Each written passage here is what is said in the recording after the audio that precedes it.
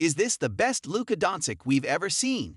The Lakers star is on a historic season-opening heater.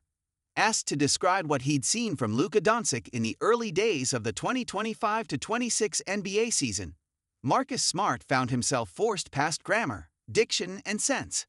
Fantasticness. Smart offered after the Los Angeles Lakers win last Friday over the slumping Memphis Grizzlies. Is that a word? Well, not strictly speaking, no. But then, if stuff like what Luka's been putting on the court doesn't inspire you to start reaching beyond the surly bounds of language, are you even really a poet? Those first Men's Health cover shots of a newly chiseled Luka raised Lakers fans' expectations for what kind of magic he might make in his first full season in Los Angeles. His dominant run for Slovenia at Eurobasket 2025 sent those expectations into the stratosphere.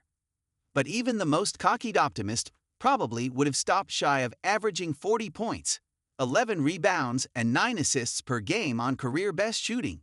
And yet, after another monster performance in the Lakers' hard-fought 118-116 win over Victor Wembanyama and the San Antonio Spurs on Wednesday, that's exactly where Luka's at.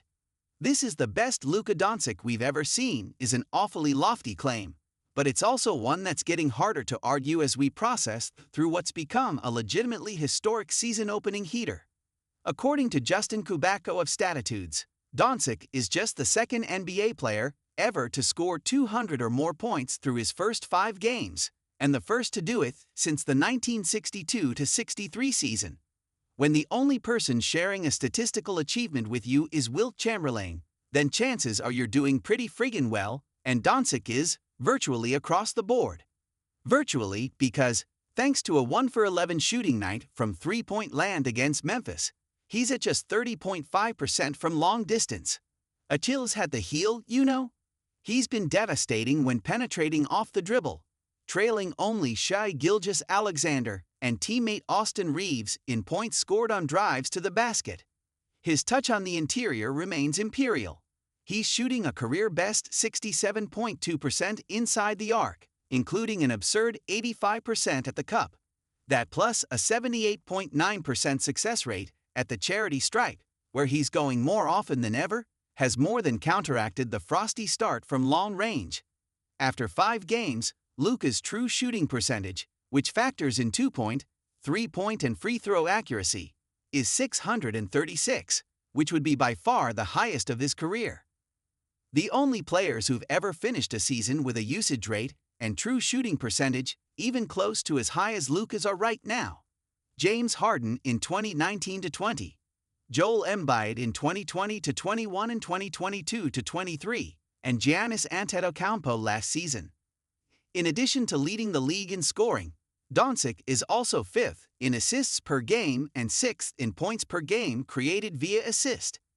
And despite an absolutely mammoth shot creation workload in the absence of LeBron James, leading the NBA in usage rate, touches, and time of possession, with the ball in his hands 45% of the time he's on the floor.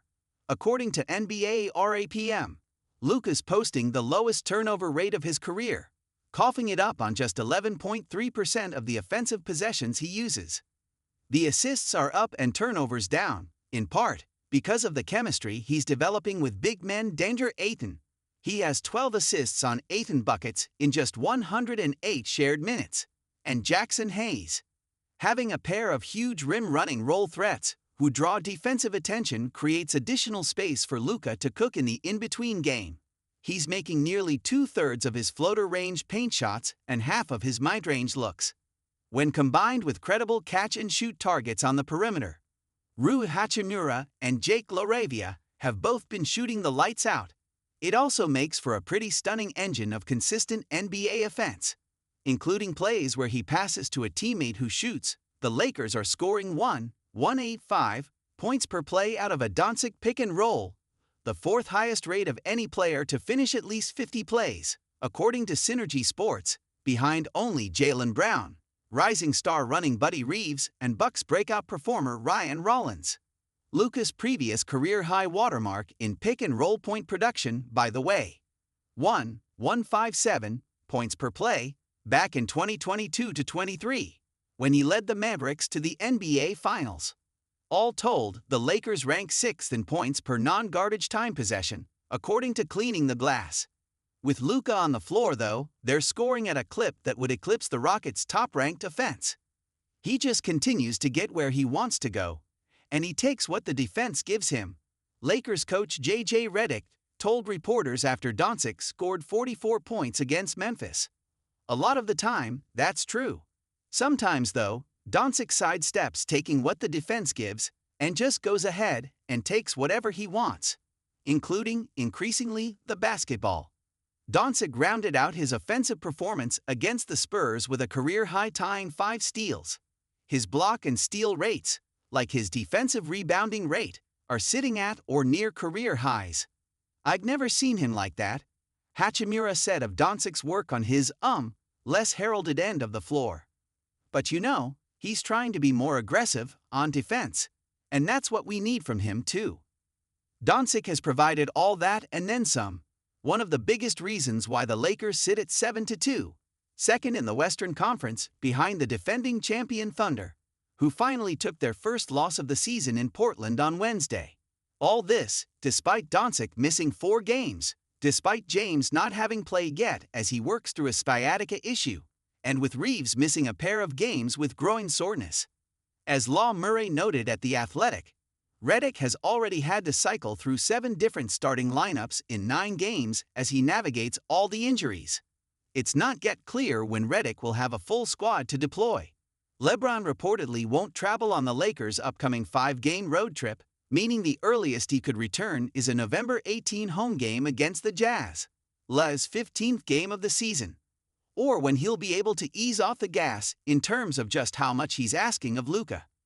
He'll have to at some point. It seems unreasonable to expect even a supernaturally gifted playmaker in the best shape of his life to continue at this torrid a pace. Then again, magicians thrive on subverting the audience's expectations. And considering the magic Luka is performing on a nightly basis, maybe we'd be best served to just sit back, watch the show, and wait for the next play that'll send smart and the rest of us grasping for the most appropriate adjective we can find.